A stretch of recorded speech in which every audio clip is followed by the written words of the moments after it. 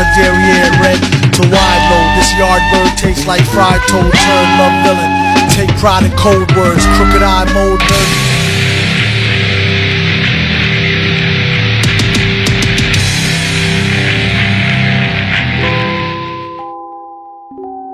Yo, kisah ini dimulai oleh seorang remaja bernama Jean-Michel Basquiat atau yang lebih akrab disapa Michel Basquiat. Ia lahir pada 22 Desember 1960 di Brooklyn, Amerika dari pasangan Gerard Basquiat dan Mitelda Andrades. Sejak kecil Basquiat tinggal di lingkungan miskin yang penuh kejahatan dan dibesarkan oleh keluarga multikultural. Ayahnya adalah seorang imigran asal Haiti sedangkan ibunya adalah perempuan Latin keturunan Puerto Rico. Basquiat mulai menunjukkan bakat artistiknya ketika berusia 5 tahun yang membuat sang ibu selalu membawanya ke museum seni di Manhattan. Bahkan menurut teman sekolahnya, dia sudah menunjukkan bakat menulisnya ketika berusia 7 tahun. Namun ketika mereka sedang bermain di pinggir jalan, Basquiat ditabrak oleh pengendara mobil yang sedang mabuk hingga membuatnya harus dirawat karena mengalami cedera yang sangat serius. Selama masa pemulihan, sang ibu memberinya buku yang kelak sangat mempengaruhi visual dan simbolik di dalam karya-karyanya. Pada tahun 1975, Basquiat mulai menjadi anak yang nakal, problematik, dan pemberontak setelah kedua orang tuanya bercerai. Saat itu ibunya harus dirawat karena depresi yang membuatnya harus tinggal bersama sang ayah yang keras dan selalu memukulinya. Kemudian ketika Basquiat ketahuan merokok mancai di kamarnya, ia disiksa oleh sang ayah yang membuat Basquiat memilih pergi dari rumah.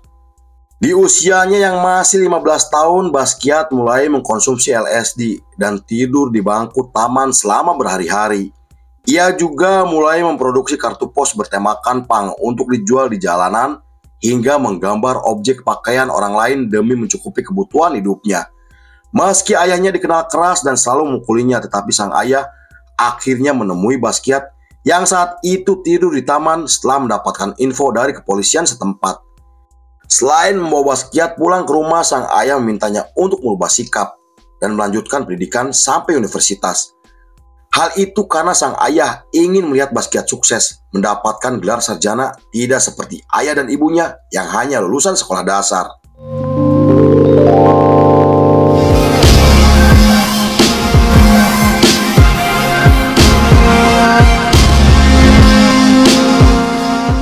Di sisi lain, Basquiat dianggap sebagai anak yang cerdas karena bisa mempelajari 3 bahasa yaitu Inggris, Prancis, dan Spanyol. Kecerdasannya membuat Basquiat masuk ke sekolah khusus siswa berbakat dan mendapatkan beasiswa yang diimpikan oleh anak-anak di seluruh Amerika. Di sana Basquiat kemudian bertemu dengan Aldias yang kemudian menjadi teman baiknya karena memiliki banyak kesamaan.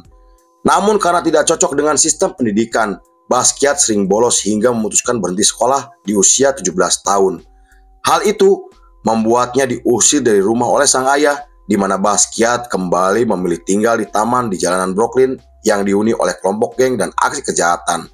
Meski ia tidak pernah menyelesaikan pendidikan atau masuk ke universitas, tapi ia memiliki kemampuan yang luar biasa karena ia bisa mengingat dan menghafal buku hanya dalam waktu yang singkat. Ia juga mulai belajar berbagai hal seperti seni, sastra, sejarah, dan budaya populer secara otodidak. Pada tahun 1978, Basquiat bekerja di toko pakaian dan mulai membuat grafiti bersama Aldias. Mereka berdua menggambar dinding di seluruh kota New York dengan menggunakan nama samaran Semo atau Sam Olsit. Selain menampilkan pesan pendek, puitis, dan provokatif, mereka juga selalu membuat grafiti dengan gaya tulisan tangan yang khas, cerdas, sarkastik, dan absurd. Saat itu, Basquiat selalu menulis puisi dengan kalimat provokatif untuk mengkritik konsumerisme, agama, dan kekuasaan. Grafiti Semo akhirnya menarik perhatian hingga membuat banyak orang penasaran karena dianggap memiliki filosofi yang mendalam.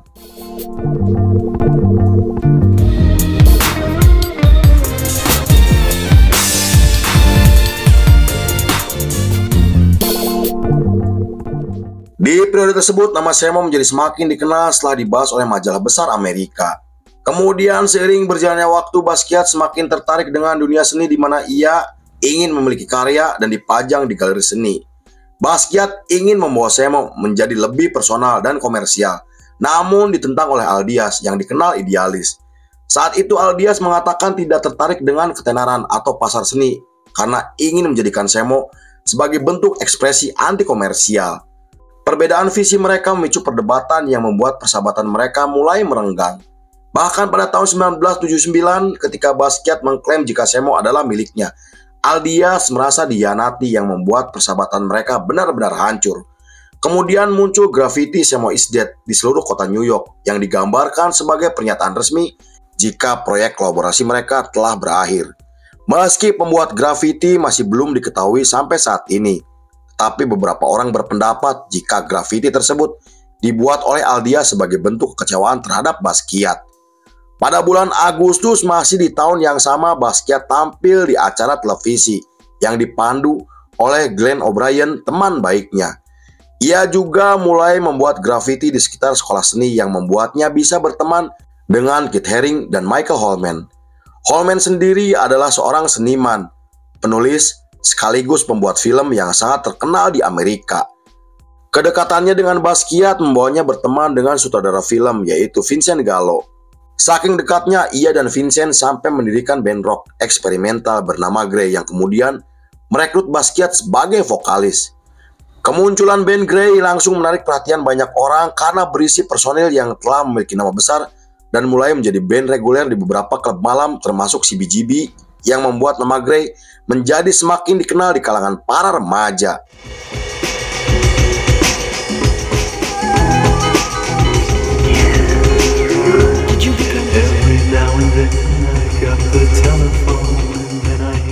Di periode tersebut, Basquiat menjalin hubungan dan tinggal bersama Alexis Adler, seorang mahasiswi jurusan biologi. Saat itu Basquiat selalu menyalin gambar di buku kimia pacarnya untuk mengeksplorasi dengan menggambar lantai, dinding, pintu, dan furnitur di tempat tinggalnya. Ia juga terus menjual kartu pos untuk menambah penghasilan dengan menampilkan berbagai karya seni yang dibuat bersama Jennifer Stein. Kemudian ketika Basquiat sedang menjual kartu pos karyanya, ia melihat seniman terkenal yaitu Andy Warhol bersama Henry, seorang kritikus. Selain menemui mereka berdua, Basquiat juga menjual kartu pos buatannya yang membuat Andy Warhol sangat kagum dengan karyanya. Namun pertemuan tersebut hanya berlangsung singkat karena Andy harus pergi tanpa mengetahui atau menanyakan nama Basquiat. Pada tahun 1980, Basquiat mengikuti pameran seni kolektif yang membuat karyanya mulai dilirik oleh kurator seni, kritikus, dan seniman besar Amerika. Beberapa karyanya juga muncul dalam pameran seni rupa yang membuat nama Basquiat kemudian muncul di majalah seni yang sangat terkenal. Menurut beberapa sumber, karya Basquiat saat itu selalu menampilkan tokoh kulit hitam terkenal dalam sejarah yang ia gambarkan sebagai pahlawan atau orang suci. Ia juga selalu menampilkan ikonografi mahkota dan lingkaran cahaya untuk membedakan para pahlawan dan orang suci dalam jajaran yang ia pilih secara khusus. Gaya uniknya yang menyatukan antara teks, simbol, anatomi, dan warna-warna yang keras berhasil menciptakan gaya neo-ekspresionis yang sangat mencolok. Mahkota 3 garis yang ia ciptakan untuk menghormati penyair, musisi, dan juara tinju kulit hitam yaitu Muhammad Ali yang merupakan idolanya sejak kecil.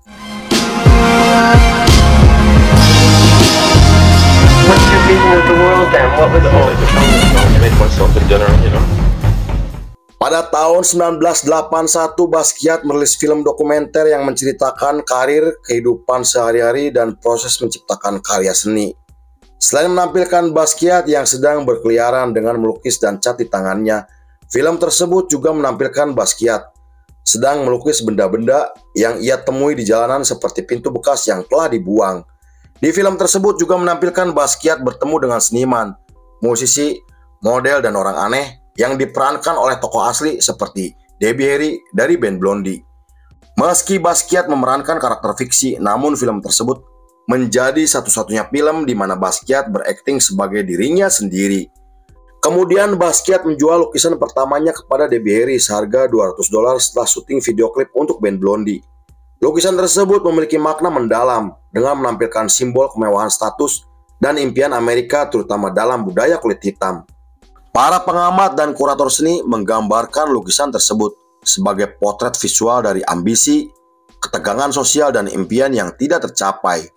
Di periode tersebut, Basquiat mulai tinggal bersama Susan Malloch pacar barunya yang selalu mendukungnya dalam hal apapun. Saat itu Susan bekerja sebagai pelayan restoran untuk memenuhi kebutuhan Basquiat yang tidak memiliki pekerjaan dan hanya bisa menghabiskan waktu untuk melukis, mengurung diri, dan mengkonsumsi narkoboy. Meski begitu, Susan tidak pernah mengeluh karena ia percaya jika Basquiat akan berubah dan menjadi seniman terkenal di dunia. Kemudian pada bulan September masih di tahun yang sama, karya Basquiat menjadi semakin menarik perhatian banyak orang setelah lukisannya dipamerkan di galeri seni terkenal. Lukisan tersebut dianggap sebagai lukisan yang menggambarkan visual ideologi Basquiat yang membahas tentang kekerasan struktural, sejarah kolonial, dan perlawanan budaya. Dengan gambar dan warna mencolok, lukisan tersebut menunjukkan jika Basquiat menolak keindahan demi kebenaran emosional untuk menyampaikan jeritan dari suara yang selama ini dibungkam. Hal itu membuat René Ricard, seorang kritikus seni, menerbitkan artikel yang secara khusus membahas karya seni dan ideologi Basquiat.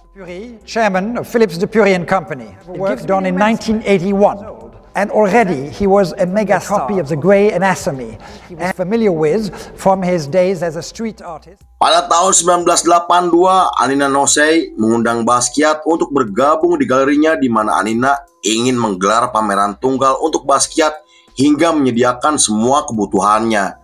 Selama melukis di ruang bawah tanah yang telah disediakan oleh Anina, Basquiat mulai memutarkan lagu jazz dan hip hop untuk memberinya inspirasi selama berkarya. Menurut rekannya, Basquiat hidup di dalam perlawanan terhadap norma dan tekanan yang ia dapatkan dari masyarakat. Ia selalu menggambarkan dirinya telah terjebak di antara dua dunia, yaitu komunitas kulit hitam dan dunia seni elit kaum kulit putih. Saat itu hidup Basquiat yang dilema antara ketenaran, identitas, dan kebebasan individu membuatnya selalu melukis tentang kematian, penderitaan, dan pencarian makna. Basquiat menggunakan karya seni sebagai alat untuk mengkritik struktur kekuasaan, rasisme, sejarah kolonialisme, serta eksploitasi sosial dalam budaya kulit hitam. Beberapa bulan kemudian, Basquiat resmi membuka pameran tunggal pertamanya yang dihadiri oleh para kolektor, kritikus, dan kurator seni. Emilio Majoli, seorang kolektor asal Italia, sampai membeli 10 lukisan Basquiat untuk ia pamerkan di galeri miliknya. Keberhasilan pameran pertamanya membuat Basquiat mulai merencanakan pameran keduanya yang akan ia selenggarakan di negara Italia. Namun karena terus didesak oleh Anina untuk membuat 8 lukisan selama 1 minggu, Basquiat kemudian membatalkan pameran tersebut dan memutuskan kerjasama dengan Anina. Setelah meninggalkan Anina, Basquiat meminta Bruno untuk menjadi kurator dan bersama Bruno, karya Basquiat kemudian muncul dalam pameran seni internasional yang diselenggarakan 5 tahun sekali di Jerman. Hal itu membuat Basquiat menjadi seniman termuda yang pernah terlibat di pameran seni tersebut dan menjadi seniman kulit hitam pertama yang meraih keberhasilan di dunia seni internasional di usianya yang masih 21 tahun. Kemudian setelah kembali ke Amerika, Bruno mengenalkan Basquiat kepada Andy Warhol yang selama ini menjadi idolanya.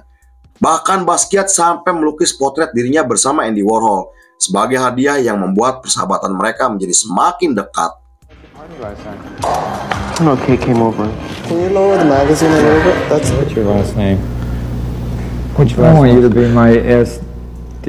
Sejak pertemuan tersebut, Basquiat dan Andy Warhol mulai kerjasama, berkolaborasi membuat karya, dan kolaborasi mereka berhasil menghasilkan 100 karya seni yang menggabungkan antara pop art Andy Warhol dengan gaya ekspresionis khas Basquiat. Di periode tersebut, Andy Warhol dianggap sebagai mentor, sekaligus figur ayah oleh Basquiat, di mana mereka selalu terlihat bersama seperti di acara pesta, galeri, dan klub malam. Andy Warhol juga telah membantu Basquiat masuk ke dunia seni yang jauh lebih dalam, hingga mengenalkan ke beberapa kurator, kolektor seni, dan kritikus dunia. Tetapi kedekatan mereka dianggap oleh sebagian orang jika Andy Warhol hanya memanfaatkan ketenaran Basquiat demi keuntungan pribadi. Namun ada juga yang mengatakan jika Basquiat telah menggunakan nama besar Andy Warhol untuk menembus pasar internasional.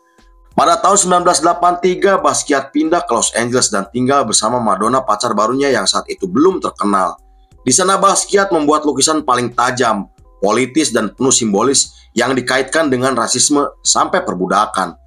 Lukisan tersebut memiliki judul provokatif untuk menyindir dunia hiburan Hollywood yang dianggap selalu menindas dan merendahkan keturunan Afrika Amerika. Ia menampilkan tulisan yang tampak acak untuk menciptakan bahasa visual yang anti-naratif dan perlawanan. Lukisan tersebut juga mengkritik film Hollywood yang selalu menggambarkan orang kulit putih sebagai pahlawan atau penyelamat, sedangkan orang kulit hitam hanya dijadikan makhluk eksotis, budak, dan primitif. Kemudian warna kuning terang di lukisan tersebut bisa diartikan sebagai lampu sorot untuk menggambarkan exposure selebritis yang juga bisa menjadi penjara simbolik. The top line reads Hollywood Africans 1940 with theater natural creative powers and boundless energy. A drawing that was the first drawing of the moon by There's a Galileo. pointed message. The paintings can remain ciphered. Beberapa minggu setelah menggelar pameran di Los Angeles untuk pertama kalinya, Basquiat memproduksi dan mengaransemen lagu untuk dua rapper ternama sekaligus teman baiknya.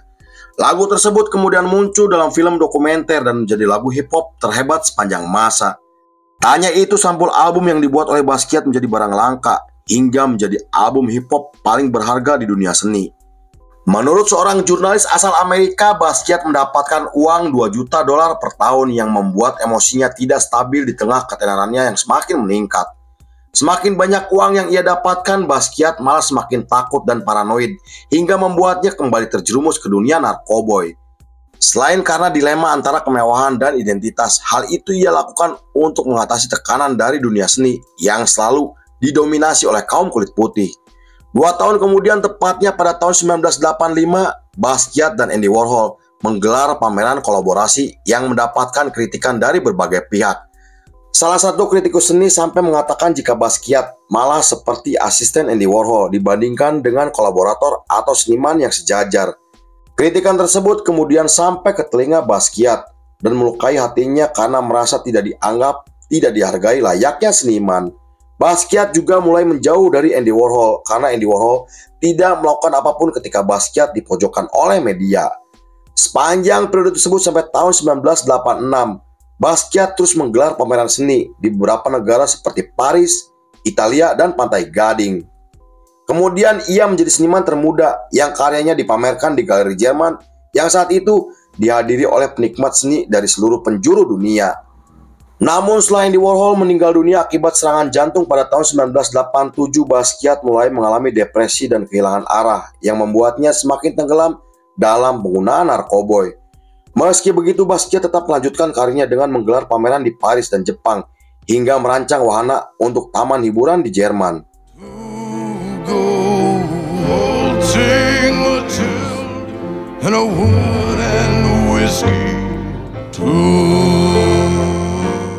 Pada tahun 1988, Basquiat memutuskan pergi ke Hawaii untuk menenangkan diri dan mencoba berhenti menggunakan narkoboy.